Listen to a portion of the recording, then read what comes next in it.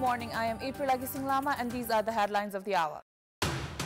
Health Minister decides to provide free treatment for cancer patients under the age of 15, starting 16th of November, taking a ministerial decision.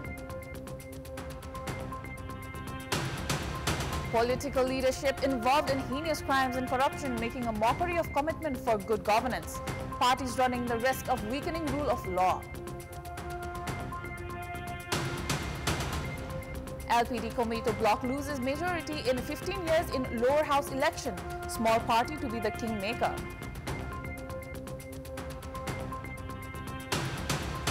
And Nepal enters into the final of SAF Women's Championship, defeating India. Sets up a title clash against Bangladesh, slated for Wednesday. Welcome back. Cancer treatment for children under the age of 15 will be free in government hospitals.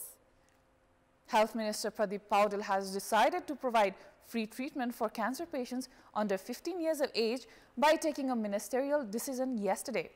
Bhaktapur Cancer Hospital, Kanti Children's Hospital and BP Koirala Memorial Hospital will be providing free services starting from the Nepali month of Mangsir 1st. The Ministry of Health has said if the amount given by the government for each person for treatment is insufficient, it will be given from the internal resources of the ministry. According to government statistics, 1,500 children are diagnosed with cancer every year in Nepal.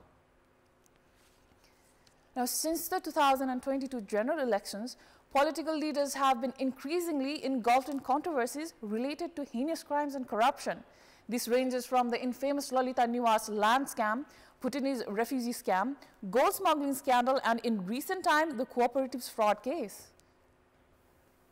The cases have seen alleged involvement of leaders from both the ruling and the opposition sides. Since October 18th, Rashtriya Swatantra Party chair and former Home Minister Rabi Lamithane has been in custody in connection with the cooperatives fraud case. The nature of allegation on Lamithane is of serious kind that includes organized crime and of money laundering. However, Lamithane is not the only leader engulfed in controversy. The investigation on fake Bhutanese refugee scam began some 2 years ago, since the two former ministers have been arrested. Former Home Minister Balkrishna Khan and former Deputy Prime Minister Top Bahadur Rayamaji have been alleged of creating fake Bhutanese refugees. Both of them face charges of organized crime and crimes against the state. While Khan is out on bail, CPN-UML leader Rayamaji is still in jail. Political leadership have been found alleged in the gold smuggling scandal as well. Former Speaker and Maoist Center Vice Chair Krishna Bahadur Mahara has dodged custody and is out for health reasons. The gold smuggling scandal also dragged sons of former Vice President Nanda Bahadur Pun.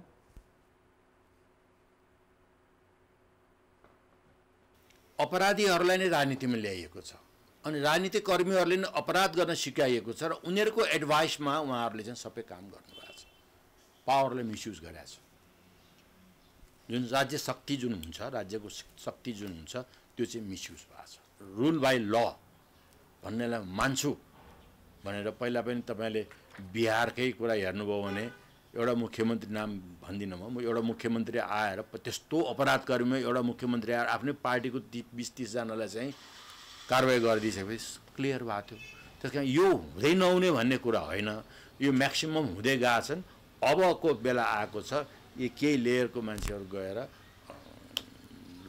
Rule by ल भन्ने चाहिँ establish भयो भने चाहिँ परिवर्तन आउन सक्छ. Political parties have also been alleged of trying to cover up for their leaders and influencing investigation. Although the allegation on Rabi Lamithane is personal, his party has been carrying out activities to protect him. It may be recalled during the arrest of leader Bal Krishna Khan, Nepali Congress had spoken on his defense and failed to take action within the party against him despite the gravity of the allegation.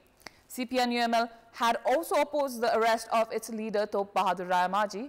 Analysts say the practice of protecting leaders alleged of serious crimes has encouraged wrongdoers. Apart from these cases, leaders have every now and then been alleged of large-scale corruption. The Commission for the Investigation of Abuse of Authority, CIAA, in the past 1 year filed case against 2 ministers. Likewise, 16 municipality chiefs and 11 deputy chiefs face corruption charges as well. These incidents hint at weakening rule of law, and experts warn leaders' involvement in crimes and corruption will only make the public more distant from the parties. In our Public Voice segment, we had asked in several provinces, why has the involvement of political leaders in heinous crimes and corruption increased? Let's take a look at what they had to say.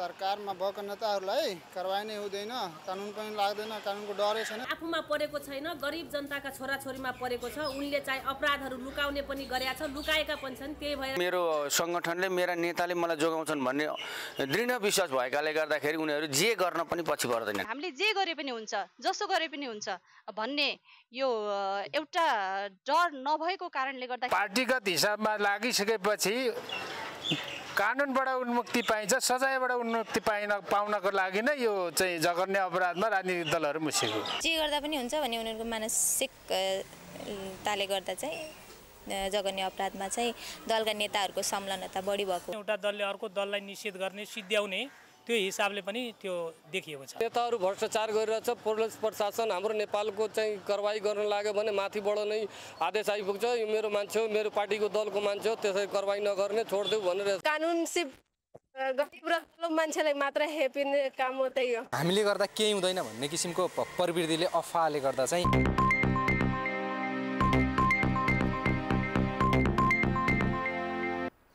The dispute related to dedicated and trunk lines has surfaced once again. Industrialists say the Nepal Electricity Authority had politicized the issue of pending payments as the authority began disrupting power supply. They have urged Prime Minister KP Sharma Oli to address the issue, as authority's managing director Kulman Ghising has stood firm in his stance of not resuming power supply until the industries clear their dues payments of 28 months. The authority has directed the industries to clear the dues payments of electricity used between the Nepalese year of 2072 to 2075. Industrialists held a press conference yesterday as the authority disconnected power once again and said that the authority had spoiled investment environment. They have alleged the authority of demanding for payment without presenting the actual bill. Meanwhile, authority MD Ghising has said the proof of the electricity used was safe in the authority's record and software. Industrialists have alleged the government of remaining a mere spectator. They met with the Prime Minister yesterday and urged to resume power supply. The authority has claimed industrialists have been directed to clear the dues by all state entities, saying that the issue was 5 years old, which the latter has denied. Productions have been affected in 32 industries due to the latest disruption. Of the 49 faulty industries, 7 have agreed to pay their dues in installment. 7 others have taken an stay order from the court against the disruption. Now, as the Festival of Lights, Tihar, is approaching, the business of decorative lights has increased in the market. However, enough goods could not arrive at the time of festivities because the northern border was closed due to the incessant rain and natural calamities. Imports of flickering lights have shifted from India to China, but recent border closures due to heavy rain have reduced imports nearly 50% of this year. Consumers report the prices for goods imported by sea have also risen due to increased market demand. Last year, lights worth more than 90 million were imported, but the year the import has decreased to only 47.4 million. Welcome back. It is time for our segment Public Pulse, where you text us with your opinion. Public Pulse. Here is today's question. What's your take on Minister for Land Management, Cooperatives and Poverty Alleviation statement of establishing cooperatives authority under the government? Your options are A, looking to politicize the issue, B, intention to control, or C, effort to make it effective. The voting is on. Type and EWS, select your option A, B or C and send it to 34001 to share your opinion with us. Time for international news.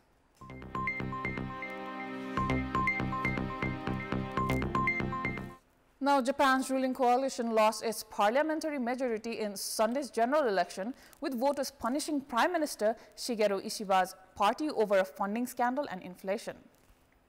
For the first time in 15 years, the ruling Liberal Democratic Party and its junior partner Komeito has lost its majority in the lower house.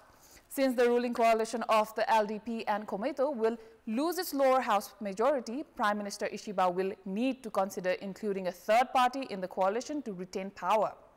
Bringing in a third party could lead to prolonged negotiation and concessions, resulting in a weakened LDP influence within the coalition and heightened political instability.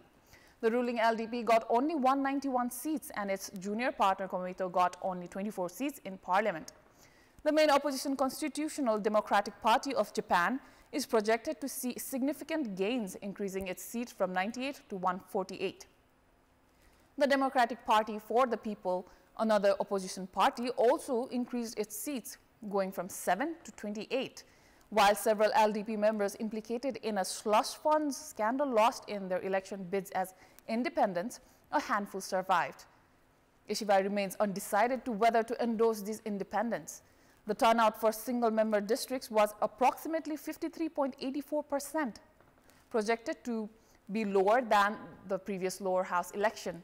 Prime Minister Ishiba plans to ask for the cooperation of opposition parties with which he shares policy consensus in order to continue in power. After his party and coalition partner Komeito fell short of a majority in the lower house election a day earlier, at least one of two smaller opposition forces that made gains in the election, Nippon Ishin Nokai, are the Democratic Party for the People, could now play the role of kingmaker for the ruling bloc. Sports News. Welcome back. It was one of the most dramatic matches in the history of SAF Women's Championship yesterday. The semi-final match between Nepal and India went into extra time and then into penalty shootout as regulation play ended in 1-all draw. Nepal defeated India 4-2 to book its berth in the final of the tournament. Nepal was down to 10 women in the second half as Rekha Paudel was red-carded. The game was halted for 12 minutes after that. The first half ended in goalless stalemate.